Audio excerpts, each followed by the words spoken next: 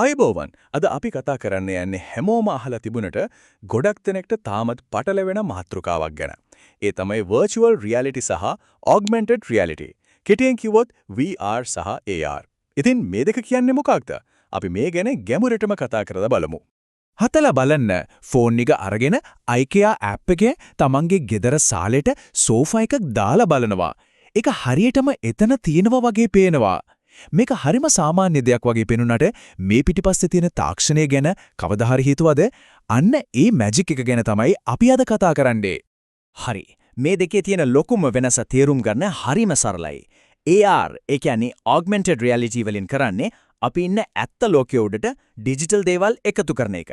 හැබැයි VR ඒ කියන්නේ virtual reality වලින් කරන්නේ අපිව සම්පූර්ණයෙන්ම අලුත්ම ඩිජිටල් ලෝකයකට අරගෙන යන එක. දැන් පැහැදිලි නේද? අපි මේ මාර්ග දෙක ගැන වෙන-වෙනම බලමු. හොඳයි.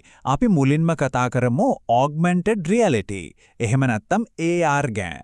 මේකේ නමින්ම කියවෙනවා වගේ මේකෙන් කරන්නේ අපේ යථාර්ථය තවත් ටිකක් වැඩි දියුණු කරන එකයි. මෙතනදී වැදගත්ම දේ තමයි ඇත්ත ලෝකයයි ඩිජිටල් ලෝකයයි එකට මුහු වෙන එක. ඒ කියන්නේ තමන්ගේ ෆෝන් එකේ කැමරාව හරහා ලෝකෙ දිහා බලද්දී ඒ පෙනෙන දර්ශනය උඩට පරිගණකෙන් හදපු රූප එකතු වෙනවා. ඉතින් AR අත්දැකීමක් ලබන කෙනෙක්ට දැනෙන්නේ කොහොමද? ඊට හරියට Taman අපට තියෙන ලෝකේ හැමම තියෙද්දි ඒකට උඩින් අමතර තොරතුරු තට්ටුවක් එකතු වුණා වගේ හැඟීමක්. මේවා නම් ඉතින් අපි හැමෝම වගේ පාවිච්චි කරලා තියෙන දේවල්. Pokemon Go ගේම් එකේදී පාරේ යනකොට එකපාරටම අතාත්වික සතෙක් මතුවෙන එක. Snapchat ෆිල්ටර් එකකින් මූණට විහිළු දෙයක් දාගන්න එක. මේවා නිකම්ම නිකන් සෙල්ලම් වගේ පෙනුනට මේ පිටිපස්සේ තියෙන අපි ලෝකයේත් එක්ක ගනුදෙනු කරන විදිහම වෙනස් කරන්න පුළුවන් බලවත් තාක්ෂණයක්. හරි. AR ගැන දැන් පැහැදිලි නේද? දැන් අපි යමු සම්පූර්ණයෙන්ම වෙනස් පැත්තකට. ඒ තමයි virtual reality. මේක කියන්නේ සම්පූර්ණයෙන්ම වෙනස්ම අත්දැකීමක්. මෙතනදී අල්ලගන්න ඕන වැදගත්ම වචනය තමයි ප්‍රතිස්ථාපනය.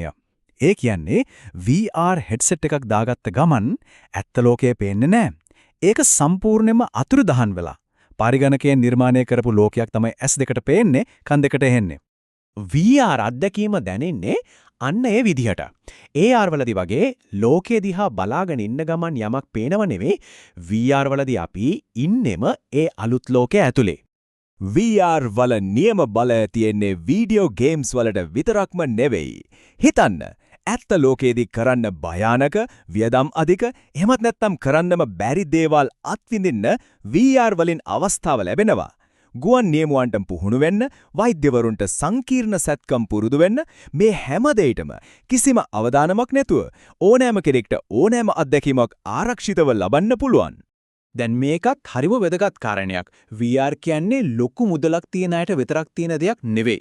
සාමාන්‍ය ස්මාර්ට්ෆෝන් එකට සම්බන්ධ කරන අඩු මිල උපකරණ වල ඉඳලා හරිම බලවත් පරිගණක වලට සම්බන්ධ කරන ඊටම තාත්වික අත්දැකීම් දෙන පද්ධති දක්වා පුළුල් පරාසයක් තියෙනවා.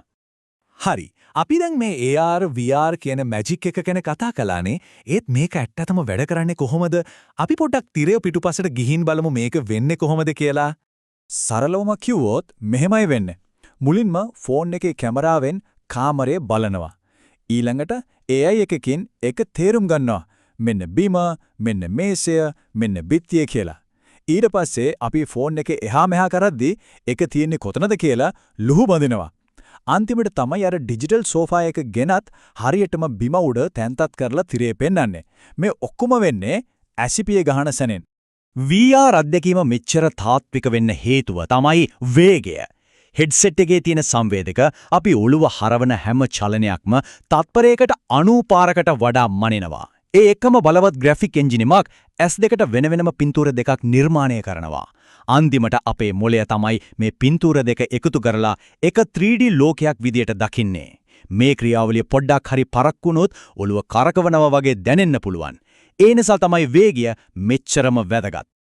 හොඳයි. අපි දැන් කතා කළේ වෙනස් මාර්ග දෙකක් ගැන. AR සහ VR. හැබැයි අනාගතයේදී මේ මාර්ග දෙක එකට එකතු වෙනවා. අන්න එතන තමයි නියම කතාව පටන් ගන්නෙ. මික්ස්ඩ් රියැලිටි එහෙම නැත්නම් MR කියන්නේ මීළඟ පියවර. මෙතනදි වෙන්නේ ඩිජිටල් දේවල් අපේ ලෝකෙ උඩින් පාවෙනව වගේ නෙවෙයි. ඒවා ඇත්තටම අපේ ලෝකේ කොටසක් වගේ හැසිරෙන එක. මේක වෙනස තීරුම් ගන්න හොඳම උදාහරණය තමයි මේ. AR වලදී අතාත්මික සෝෆා එකක් තිරය මත පාවෙනවා වගේ පේනවා. හැබැයි MR වලදී ඒ අතාත්මික සෝෆා එක අපේ කාමරේ තියෙන ඇත්ත ලයිට් එකට අනුව ඇත්ත බිම උඩ හෙවණැල්ලක් දානවා. ඒ කියන්නේ ඒක ඇත්තටම එතන තියෙනවා වගේ දැනෙනවා. අන්න ඒකයි තීරණාත්මක වෙනස. ඉතින් මේ හැම දෙයක්ම AR, VR, MR මේ ඔක්කොම එකට එකතු වුණාම අපි ඒකට කියන පොදු නම තමයි extended reality නැත්නම් XR. XR කියන්නේ අපේ ඇත්ත ලෝකයේ ඉඳන් සම්පූර්ණ අතාත්මික ලෝකයක් දක්වා දිවෙන මුළු තාක්ෂණික පරාසයටමයි. මේක නිකම් දිනවකවානු ටිකක් නෙවෙයි. මේකෙන් පෙන්වන්නේ අපේ ජීවිතේ වෙනස් වෙන්න යන විදිය. හිතන්න අවුරුදු කීපයකින් සැහැල්ලු AR කණ්ණාඩි එනවා. ඊට පස්සේ අපි යාළුවොත් එක්ක VR වලදී හමු වෙන්නේ එක සාමාන්‍ය දෙයක් වෙනවා.